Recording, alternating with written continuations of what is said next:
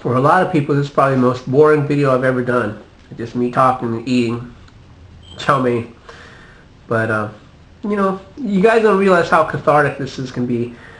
Just I'm talking to maybe 3 people out there watching these videos. You know who he's watching. I know you're watching. You'll probably be at work today. Hey, I saw you eat those Chinese foods. Got a whole bunch of noodles in your beard. So,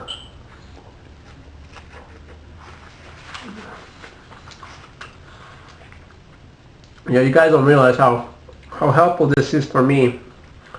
As a writer, as a creative artist type, some things don't need to be put in a book.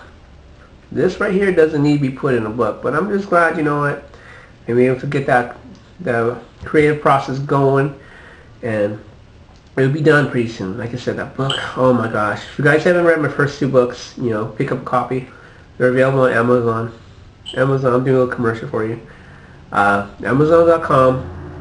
Just pick it up. Marina Stella, and my second book / third book, The Courtship of Regino Illustrato.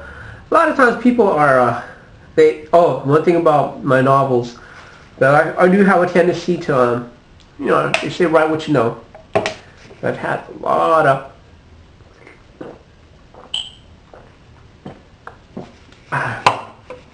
of, people come up to me, at least 7 people so far within the last year and a half, 2 years. They go, hey, I know who you are in that book. You're Reggie.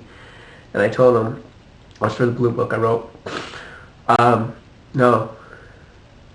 And I had to just set it straight. This is a fictional story. This is, there's a lot, I've incorporated a lot of things from my actual life into Reggie Illustrato. But as you guys know, Reggie Regino Illustrato is basically a combination, amalgam, a composite of my grandfather and my grandmother's story.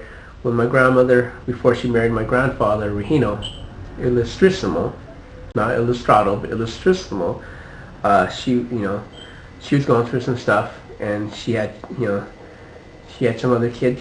She had my cousins, my aunts and uncles from other marriages, and that's part of what I put into the story. And I basically, from a direct link to my grandfather Regino would be the character of Juanito Illustrato, because that's pretty much based on fact, where my grandfather, when he came to the United States, his name was changed from an I, Illustrissimo, to E, with Illustrissimo with the E instead of I. And that's where I got the character Juanito, who's an 80-something-year-old man walking the streets of Stockton, and he gets stopped with his grocery bag, and he takes care of business. It's just put it, say the least. One of the things that what people don't realize, as far as my book goes, my books, I've used the same characters: Reggie, Marina, Cleopatra Ramirez. That story, Cleopatra Ramirez, is based upon what happened to me, and it changes from my story to a female, 17-year-old female, with some aspects of other characters of my family. When I was a youngster, when I was not a youngster, but younger, 19 years old, I was an idiot, and I basically had some situations involving a BB gun, to say the least. So I use that story for Cleopatra Ramirez's story in this my second book. That's where I get the Cleopatra Ramirez story from, combining it with some stuff from my life. Clyde Perry, people don't realize who the villain of Clyde Perry is. And they always get it twisted. They think, hey, you know what, Sam? You're Reggie in that story. And they don't realize for every coin has one side, and then there's the other side of the coin, the opposite. Clyde Perry, in some ways, is a villain, but he's also, he gets redeemed in my third novel.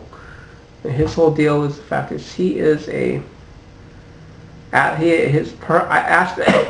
of his personality, with the womanizing, with the cheating, with the, not so much with the violence, because that was never really me, but that's aspects of me. Clyde Perry's part of me, and even with the older characters. You have, I based part of it on Matthew Brazil, based upon some friends of mine. It's not direct, I base characters. A lot of these characters are aspects of who I am, and as a writer, I love that because I can get away with putting different, because everybody has a side where a day where they're just angry, or a day where they're just like ticked off, or a day where they're just happy and full of joy, and because I can write about it, because I can film that. I put all those aspects of those personalities inside of all the characters that are in the stories.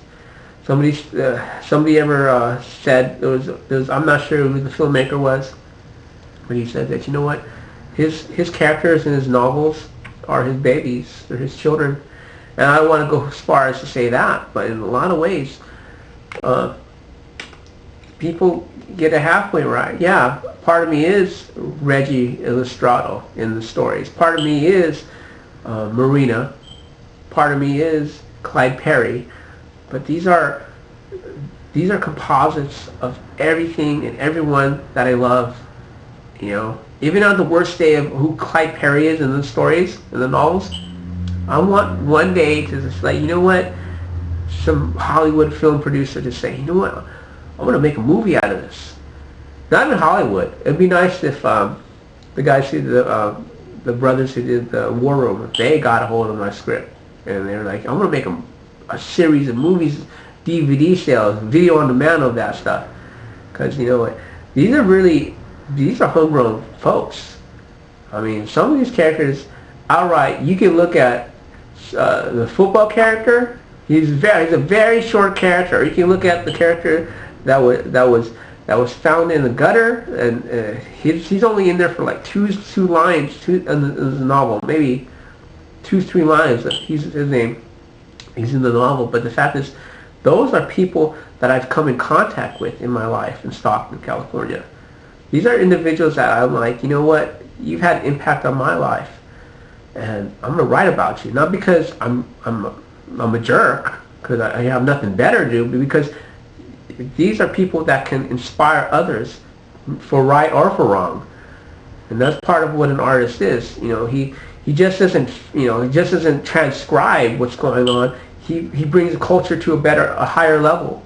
And if you can't do that with your writing, if you can't do it with your films, with your music, with your art, it's just recording something.